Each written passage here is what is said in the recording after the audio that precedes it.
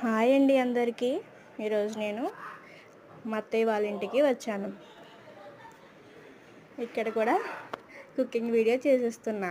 ముందుగా స్టవ్ మీద కడాయి పెట్టుకొని ఆయిల్ వేసుకొని ఆవాలు వేసుకొని వెల్లుల్లిపాయ కూడా వేసుకోవాలి. కొద్దిగా ఫ్రై అయ్యాక ఇందులో జీలకర్ర, ఎండుమిర్చి, కరివేపాకు వేసుకొని ఫ్రై చేసుకోవాలి.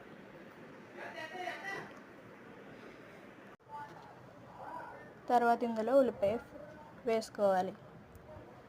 తర్వాత ఇందులో బీరకాయ ముక్కలు వేసుకోవాలి. బాగా ఫ్రై చేసుకొని ఇందులో పసుపు వేసుకోవాలి.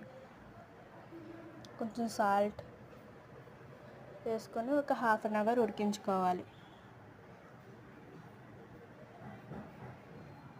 అంతే, చాలా టేస్టీ అయిన బీరకాయ ఫ్రై రెడీ. సబ్స్క్రైబ్.